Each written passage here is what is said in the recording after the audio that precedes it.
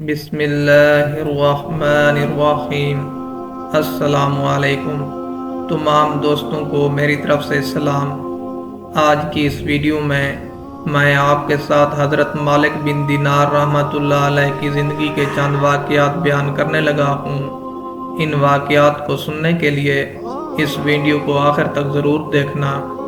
حضرت مالک بن دینار رحمۃ اللہ علیہ حضرت حسن بصری رحمۃ اللہ علیہ کے ہم عصر ہیں۔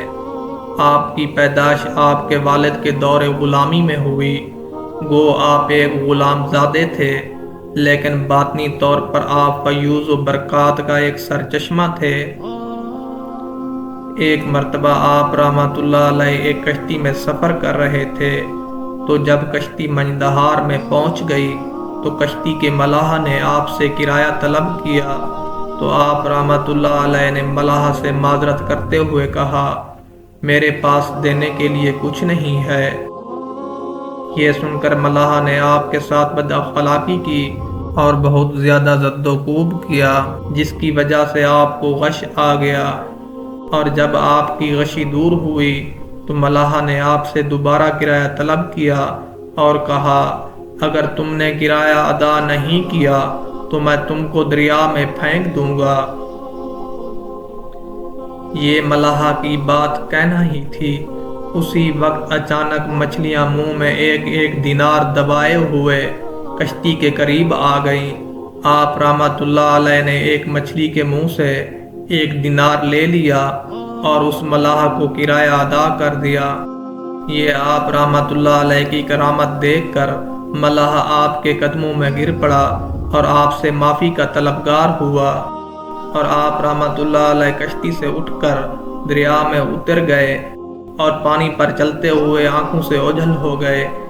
اسی وجہ سے لفظ دینار آپ کے نام کا حصہ بن گیا۔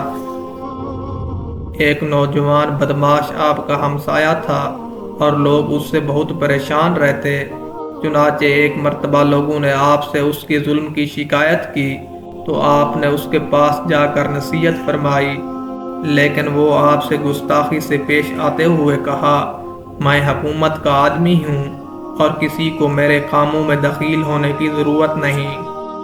تو آپ رحمۃ اللہ علیہ نے اس نوجوان سے فرمایا کہ میں بادشاہ سے تیری شکایت کروں گا۔ تو اس نوجوان نے جواب دیا، وہ بہت کریم ہے اور میرے خلاف کسی کی بات نہیں سنے گا۔ پھر آپ نے اس نوجوان کو فرمایا، اگر وہ بادشاہ میری بات نہیں سنے گا تو میں اللہ تعالیٰ سے عرض کروں گا۔ اس نوجوان نے آپ سے کہا، اللہ تعالیٰ تو اس بادشاہ سے بھی زیادہ کریم ہے۔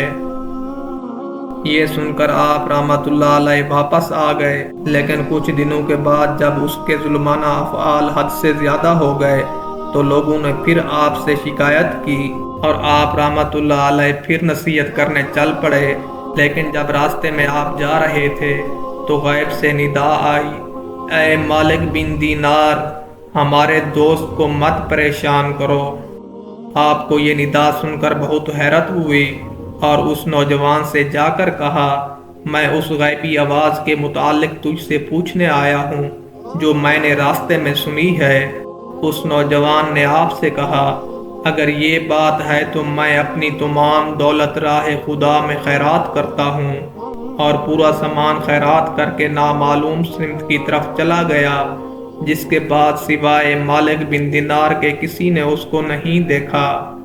اور ایک مرتبہ آپ رحمۃ اللہ علیہ نے اس نوجوان کو مکہ مکرمہ میں اس حالت میں دیکھا کہ وہ بہت ہی کمزور ہو چکا تھا اور مرنے کے قریب تھا، اور کہہ رہا تھا، خدا نے مجھ کو اپنا دوست فرمایا ہے، میں اس پر اور اس کے احکام پر جان و دل سے نثار ہوں، اور مجھے علم ہے اس کی رضا صرف عبادت ہی سے حاصل ہوتی ہے، اور آج سے میں اس کی رضا کے خلاف کام کرنے سے تائب ہوں۔